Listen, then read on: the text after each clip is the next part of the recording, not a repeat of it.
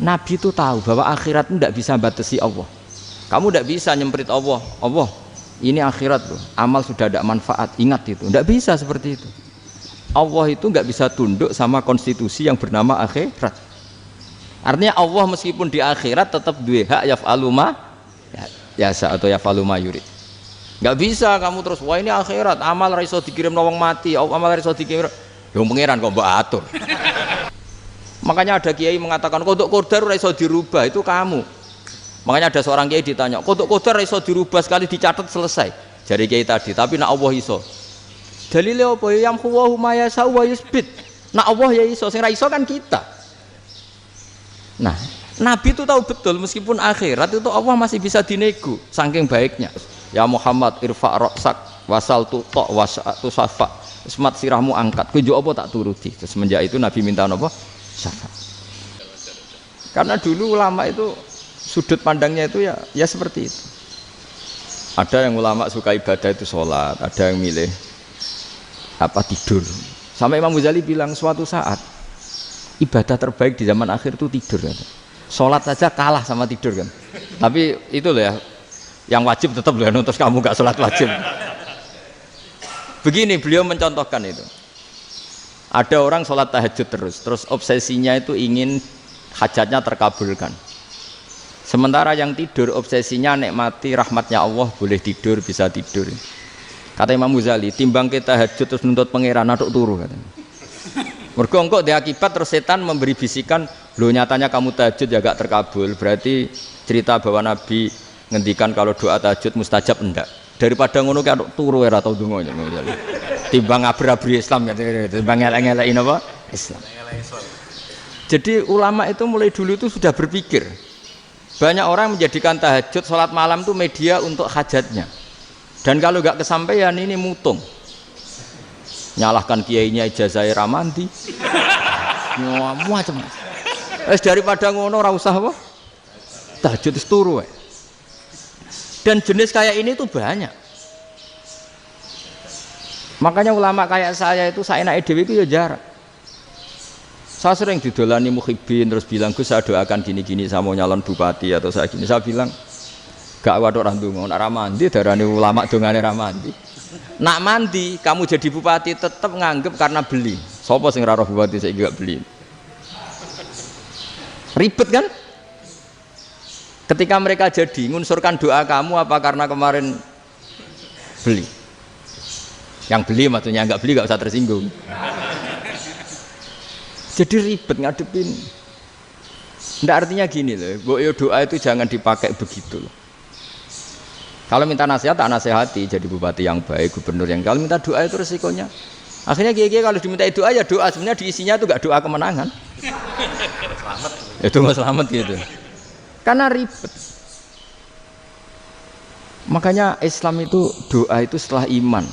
Aturan iman benar baru doa. Aturan iman benar termasuk Allah itu yaf'alu ma yasha, boleh melakukan yang dikehendaki. Allah enggak boleh terdikte oleh doa kita, enggak boleh. Ya saya ulang lagi ya, mazhab Hasan Asyadzili ini khas kita. Jadi la ilaha illallah itu didahulukan sebelum istighfar. Tapi kebalikannya mazhab Imam Sanusi itu dibalik. La ilaha illallah itu kalimat yang sakral.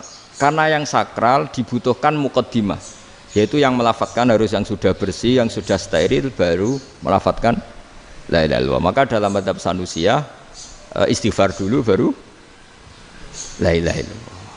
Nah cara mazhab Abdul Hasan Asyadzili kebalikan, istighfar itu sah setelah sahnya tauhid. Kamu ikut mana tuh? Asyadzili apa Sanusiyah? Alhamdulillah sama-sama tidak paham ya sudah. Akhirnya sudah. Ya saya nggak kemana-mana kan gitu. Jadi apa ya? Terus ini saya teruskan ini biar khas pesantren atau khas NU lah, kalau bahasa Pak Rektor khas NU. Ini Ben sampean tahu beberapa perbedaan itu lazim, halaman 24. Ya halaman 24 sama 25. Tak baca ini masih orisinil. An Sufyan bin Uyainah ini juga gurunya Imam Syafi'i. Kata Sufyan bin Uyainah beliau cerita, kana Isa wa Yahya alaihi wasallam ya'tiyanil qaryah. Fayas'alu Isa an syirari ahliha. Was'alu Yahya an khiyari ahliha. Jadi Nabi Isa dan Nabi Yahya itu satu generasi, sama-sama masih muda. Kalau di satu kampung yang Nabi Yahya tanya, ini keluarga terbaik siapa? Saya mau nginap di situ karena kumpul orang baik itu nyaman. Kalau Nabi Isa kebalikan, keluarga terburuk mana ya? Saya tak di situ. Nah terus akhirnya faqala lahu Yahya, lima tanzilu ala syirarin nas. Kenapa kalau kamu bermalam kok malah kumpul orang-orang yang nakal?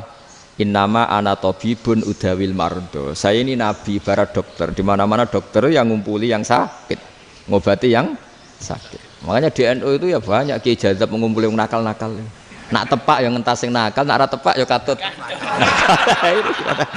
Ini adu nyali lah sudah gitu. Tapi itu ada ilmunya, yaitu niru Nabi siapa? Isa. Kalau kamu dokter penelitian tuh cari daerah yang banyak pandemi apa yang bersih? Yang banyak pandemi, karena yang namanya penelitian ya di situ kan. Kalau kamu dakwah ngentas kemiskinan, ke daerah miskin apa daerah kaya? Nah sama, kalau ngentas kefasikan ke daerah fasik apa daerah orang soleh? Fasik. Ya, tapi itu Nabi Isa. Nah kalau kamu tidak Nabi kan potensinya kan itu. Tapi setidaknya bahwa kita sering disalahkan karena punya beberapa tokoh yang ngancani fasik-fasik, itu sebenarnya ada dalilnya, yaitu Nabi siapa? Isa. Nah terus masalah tegas dan lunak. Ketika ada mahasiswa misalnya pacaran, boncengan lanang dan perempuan, itu pilihan kita apa? Kalau tegas, terus gak mau mendengar kita. Misalnya gini contoh gampang, tak beri contoh Pak D. Jangan orang tua, nanti secara fikih itu beda. Nah ini kan kita orang pesantren, nah, biasa ngaji fikih detail. Kamu Pak D seorang perempuan, mahasiswi misalnya, sering pacaran. Setiap ke situ sama pacarnya kamu diam saja. Padahal kamu dosen keislaman. Mesti pamanaan kamu nyimpulkan, ternyata pacaran itu tidak apa-apa. Buktinya Pak D itu tidak negur, menengahi. Ini berarti as-sukut alal mungkar. Tapi kebalikannya, Pak D ini terkenal keras. Nak rono mesti ada aku ponaan. Akhirnya yura rono. Mesti ngerti nak mesti diamuk. Nah, dua orang ini sama-sama gagal kan? Yang lunak menjadikan ponaannya pacaran terus karena enggak negur sehingga dikira membolehkan. Sing keras juga agak sempat bina wong rono era wani. Akhirnya dua orang ini sama-sama enggak ketemu, sama-sama enggak berkesempatan membina kan? Gagal membina kan? Karena yang keras ponaannya enggak pernah situ, berarti enggak bisa bina kan? Yang lunak membiarkan berarti juga ada bina. Nah, Islam itu antara dua itu. Ya agak terlalu lunak, enggak terlalu keras. Karena kalau terlalu keras, misalnya ada kiai terlalu keras, lu masyarakat mau tanya itu gimana? Lari kan? Lu saya ini punya pengalaman pribadi. Saya ini kan kecelok orang alim. Itu kalau pernah ya saya itu berusaha ya pokoknya ya umumnya orang alim lah. Tenang, terus anteng, enggak gejlok-gejlokan. Itu enggak ada yang tanya. Saya mimpi ketemu beberapa ulama itu disalahkan. Terus umat saya kalau mau tanya itu ke siapa? Wong alim wis wibawa, meneng tambah banget wibawane. Bala Quran sering gojlok rektor macam-macam. Terus wong wanita kok, saya biasa ke pasar pandangan dicegot orang. Gus, putri saya itu sering keluar darah tapi melebihi batas haid gini-gini. Kalau badhe sowan jenengan, gak usah sowan ning kene mbek ngadeg-ngadegan. Terus tanya, yang haid berapa hari, Gus? Ya supaya rudat ilal adat. Adat sebelum dia punya penyakit istihadah itu berapa? 6 hari ya sudah, kembali 6 hari lainnya mustahadah, tetap sholat, tetap normal. Tapi kalau sawi bawa, moro pasar gue tasbih seduwilu. Iku mesti wong salaman njaluk donga yakin. Tapi baru kayak rada uraan ketemu wong-wong, dol pening ndi? Mak pening ndi? Gus beneran Gus ketemu jenengan kula wingi badhe tuwa kok. Akhirnya tanya. Dadi uraanku iku amdan. Lha nek sampean asli, iki asli uraan. Karena ndak uraan lah tetap ndak wibawa kan. Jadi baru kayak uraan itu ya banyak. Saya itu kalau ngantor di Jogja itu banyak orang yang tanya. Ya biasa tuh tanya macam-macam. Karena saya uraan. Ke pasar ya orang, bahkan di bis sering ketemu orang. Wah beneran Gus kalau badhe sowan jenengan badhe tanya ini. Ya sudah di sini aja. Jadi semua itu diilmoni. Nabi itu punya sisi yang dua-duanya jalan. Memang beliau luar biasa, dipilih Allah yang luar biasa. Nabi ketika wibawa itu banyak sahabat yang bahkan mengenali wajahnya aja tidak bisa. Ka'anna ala ru'usihim at-thair. Bayangannya seakan-akan di kepalanya itu ada burung yang takut terbang, saking antengnya. Tapi Nabi sekali mengeluarkan job, sekali santai, itu sahabat tanya itu sampai yang nggak pantas ditanyakan. Nabi saya tadi kumpul istri saya, tapi tidak inzal, itu wajib mandi ndak? Aro'aita law anna ahadana ya'ti imra'atahu wa lam yunzil. Itu ya ditanyakan. Nabi pun kumpul ya betul saged inzal sepundi. Guys betul lagi. Terus ya ada yang tanya macam-macam. Ya saking ada sahabat dipanggil Nabi tambah lari, dipanggil lagi tambah lari. Panjenengan nyeluk, oh pas kula kumpul bojo kula. Lah kula kuwatir jenengan orang suci, saya belum mandi, makanya saya lari. Nabi ngendikan innamal mukmin thahir, ya nak masalah ketemu kiai ra apa-apa ijek junub. Sementing kok nak salat ya adus sik. Tapi Nabi sekali pakai madzahirul jalal, tapi pakai wibawanya, itu orang enggak berani ngomong. Tapi sekali Nabi rileks, itu orang bisa tanya apa saja, termasuk halal yang enggak pantas. Lalu ada sahabat itu tanya lucu, tanya Maimunah. Maimunah itu ya cantik tapi sudah agak tua lah. Maimunah, ya umal mukminin, hukumnya ngambung bojo pas Ramadan piye? Wah gak roh aku, gak tahu diambung kan Nabi pas Ramadan. Tanya Saudah, wah malah ngarah diambung. Kalau Saudah itu kan wis tuwa itu. Lucunya istrinya jawab, tanya Aisyah yang mungkin Nabi. Iya, yang mungkin tanya Aisyah. Itu yang usul ya istrinya Nabi Maimunah. Selalu Aisyah. Tanya Mbak Aisyah. Ya Amirul ya umal mukminin gini-gini. Aisyah yang cantik masih perawan kan. Qabbalani Rasulullah bahwa oh Nabi biasa ngambung-ngambung pas Ramadan dan beliau tetap puasa. Akhirnya fakih ngarang kan wa takbil fi Ramadan wa tublah la tubtilu shauma ngambung ora. Iku ya udah biasa di sini. Ya nasi bojone ayu. Ndak ini artinya seasik itu. Jadi garwane Nabi sing ngrasa rodok tuwa. Wah, aku ora tahu. Kok Aisyah. Serilek itu dulu itu. Maksudnya orang Islam pertentangan itu. Maksudnya ini ya balik semua ini bedanya orang pesantren sama orang kampus. Kalau orang kampus mau cerita agama itu rahmatan lil alamin, tapi nyontokno rileke ora iso. Agama itu rilek, tapi nyontokno rileke ora iso. Mergo ya rapati ngaji. Contohnya ora iso, dadi mau gawe kaidah kok Islam itu rahmatan. Jadi Nabi itu lah, Allah juga gitu. Allah itu kalau sudah memperlihatkan madzahirul jalal, itu mbok malaikat Jibril rawani. Ketika Allah dengan madzahirul jalal. Tapi kalau Allah dengan madzahirul jamal, madzahirul apa? Jamal. Iku yo gojok-gojok kan ambek makhluke gojok. Yo buli-bulian cara sakniki.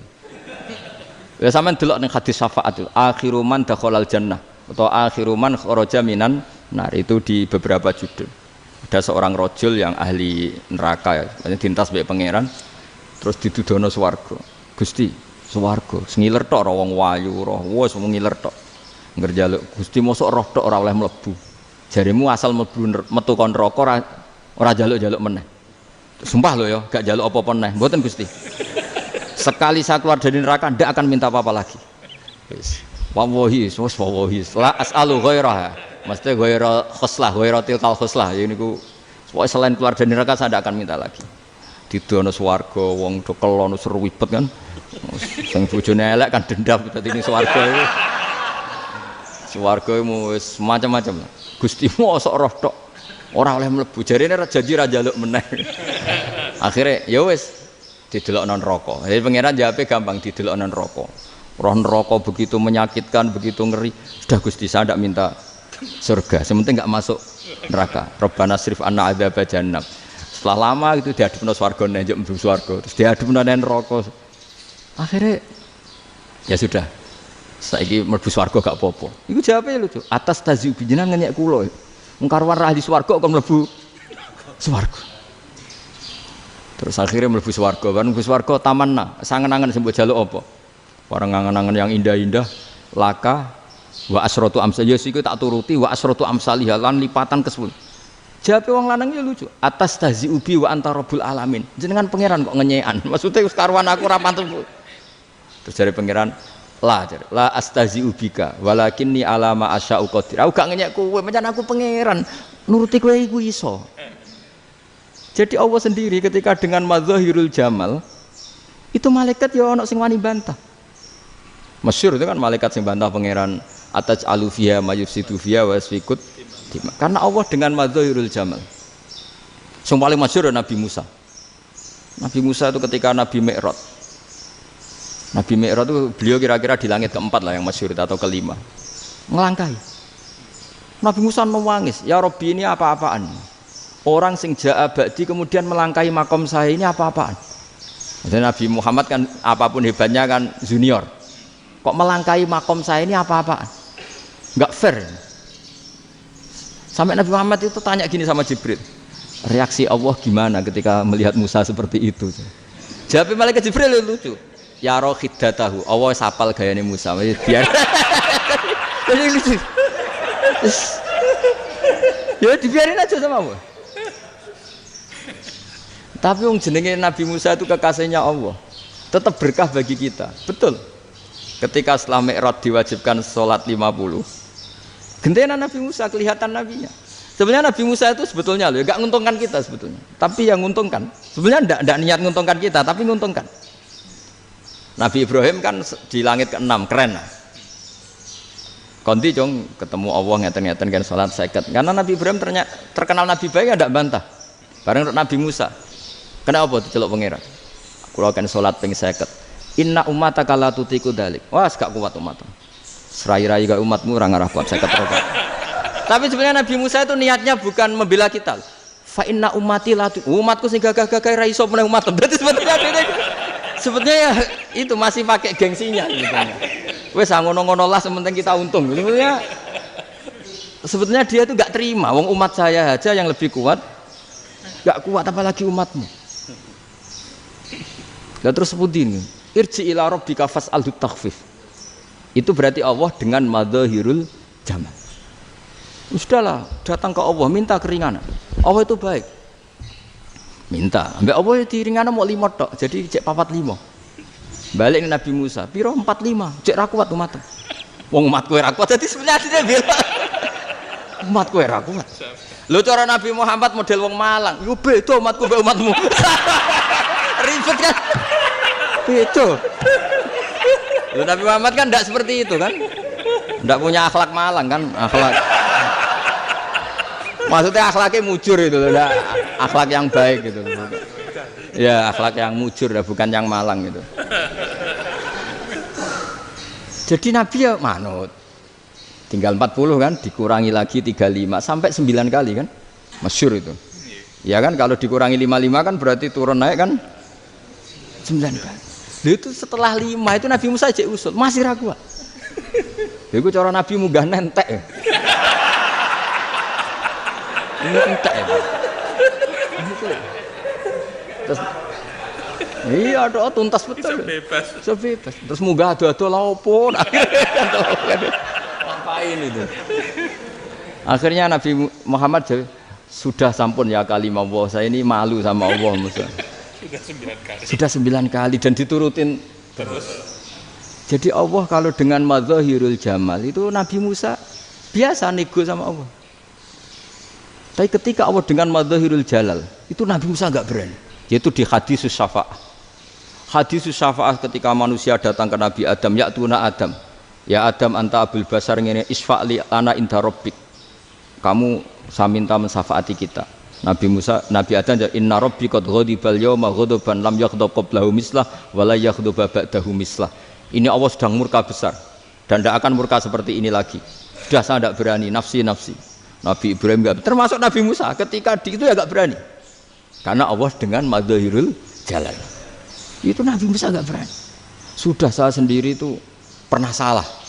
Yaitu saya membunuh seseorang yang enggak disuruh oleh Allah membunuh itu. Yang pas jotosi orang Kipti. Akhirnya datang ke Nabi Muhammad. Pas ke Nabi Muhammad Allah dengan madzahirul jamal. Dengan madzahirul jamal sampai Kanjeng Nabi ngendikan analah saya akan memintakan syafaat kalian. Terus fa ahmadu rabbi bima hamida allamaniha rabbi. Saya muji Allah dengan pujian-pujian yang orang lain tidak tahu, hanya saya yang diajari, kata Rasulullah.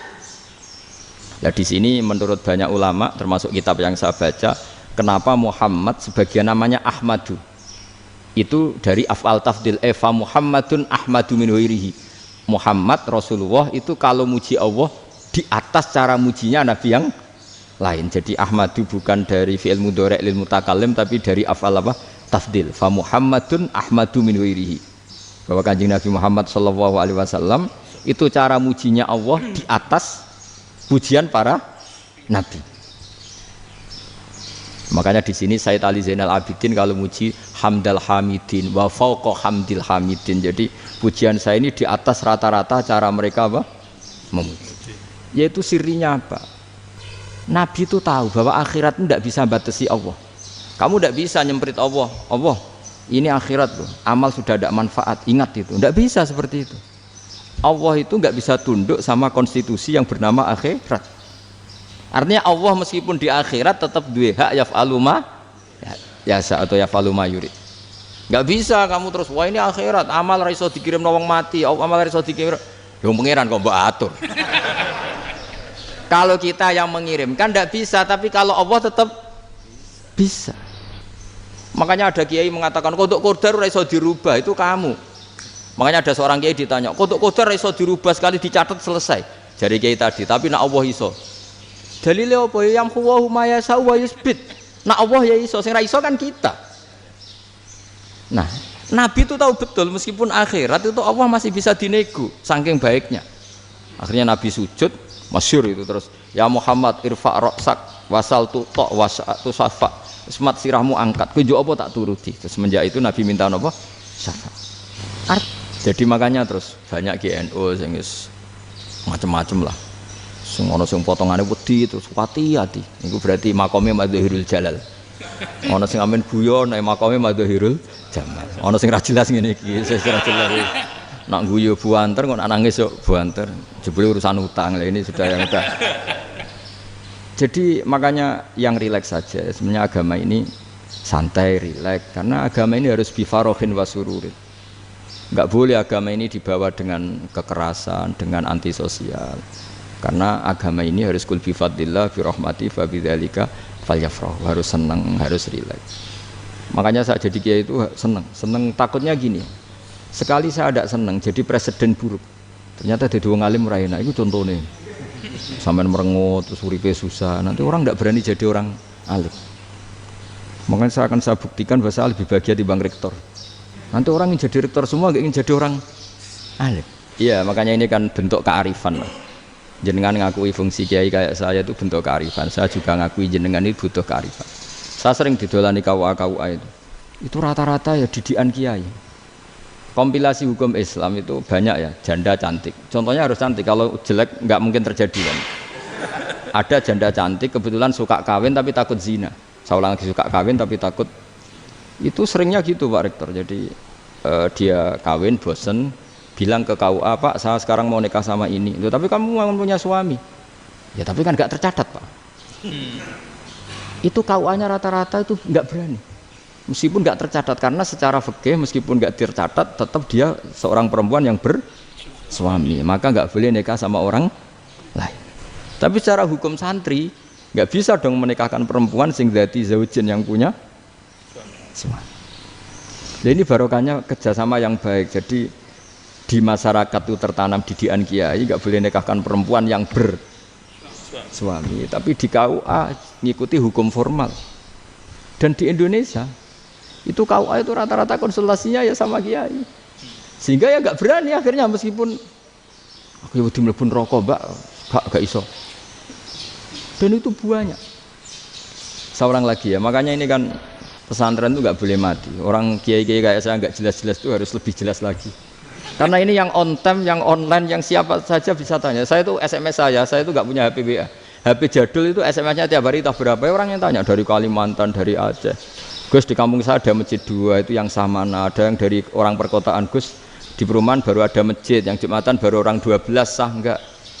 Ya langsung saya jawab, sah. Dalilnya ini. Ya sudah, tapi kata Imam Syafi'i gini harus orang 40, itu madzhab Syafi'i, dalam madzhab yang lain gini-gini. Itu kalau tanya rektor itu kan ribet. Masuk ajudan dulu, asisten dulu, panjang.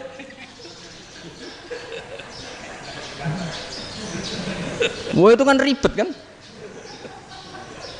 Manggil dosen dekan VAI dipanggil, dekan VAI nggak mau langsung jawab, cari dosen yang nekuni itu. Usul fikih saya nekuni itu baru seminar, nunggu dulu Mbak ini orangnya baru. Panjang kan. Bisa tutup Islam kalau kesuwen. Coba kalau tanya kiai kan enggak ketemu di jalan. Dulu Mbah Zubair kata Mbah Mun, saya termasuk santri yang diapresiasi Mbah Mun. Dhisik Mbah Zubair ya ngono, anak nong takok wis sowan gak oleh. Gak takok ning kene ae. Jangan biasa ditanya orang ngadeg-adegan. Ya alhamdulillah ilmunya cukup, kalau gak cukup ya kok sik. Jadi sebetulnya orang sopan itu ya agak-agak ada yang ditutupi sebetulnya. Mboten prayogi teng dalan nginjang mawon matur. Ya sebetulnya ya sebenarnya memang ilmunya agak cukup gitu. Tapi itu sebenarnya secara fikih itu haram, menunda itu haram. Ya haram tuh, coba bayangkan ya, kalau tanyanya sekarang, Gus saya ini sudah keluar darah 1 bulan penuh, padahal normalnya hanya 6 hari. Saya nanti sholat enggak? Kalau nginjang mawon dugi kula, berarti kan hari ini belum ada keputusan. Sholat apa enggak kan? Tapi karena modus tadi, boten prayogi nggih ngendikan ngoten teng dalan nginjang tengen kula. Itu kemungkinannya 2, sopan atau goblok itu saja. Kayaknya kalau sopan enggak lah. Kayaknya enggak lah kata. Karena secara fikih itu jelas haram. Bagaimana mungkin sesuatu yang harus dipraktekkan nanti zuhur dijawab besok, berarti zuhur, asar sampai subuh belum ada jawaban, berarti nggak ada sholat kan? Makanya dibutuhkan orang-orang alim yang kultural seperti ini, dan NU menghormati kultural. Tapi Mbah Mun juga sangat menghormati Islam formal, karena tadi produk-produk formal itu bisa dilembagakan oleh negara, dan itu kita ikut untung. Makanya Mbah Mun itu kalau punya tamu KUA, punya tamu polisi sampai pejabat itu. Kenapa saya contohkan KUA? Supaya jangan kira seperti pendapat orang-orang hasud, wah mesti aja disolani presiden seneng, menteri seneng. Enggak juga, sebenarnya semua kiai itu mulai KUA sampai polisi, polsek, polres itu seneng semua, karena sama-sama diajak mengawal bangsa ini, diajak mengayomi semua masyarakat. Tapi kadang-kadang masyarakat ngeritiknya, jenenge kiai disolani menteri ya seneng, presiden, padahal yang sowan kiai itu ya mulai KUA, kapolsek, kepala desa, RT, mudin. Itu mudin kalau tanya ya lucu-lucu. Gus kalau nate nyembelih pitik kemanian, pitik gue gede man. Akhirnya Gus ngerti nak kemanian langsung tak sebelah meneh. Terusane ku sah ta ora. Ribet. Ya tak jawab, lah pitike masih ku jek urip ta ora? Terus urip Gus. Wis sah cara madzhab Malik gerjek urip. Karena itu ada perdebatan antara madzhab Malik dan madzhab Syafi'i. Nah cara Imam Syafi'i itu agak ketat. Hewan yang punya kehidupan sudah mutharibah, misalnya ayam jago, contohnya harus jago, karena kalau ayam kecil diikhlaskan haram. Jadi yang cilik wae kan gitu. Fikih itu ya, fikihnya orang Indonesia itu pecundang. Kalau ayam kecil nggak ditanyakan, mate ra wis. Kalau jago ditabrak truk kejet. Andai kan nggak disembelih pun mesti mati. Itu cara madzhab Syafi'i itu haram. Karena penyembelihan ini tidak menjadi penyebab kematian.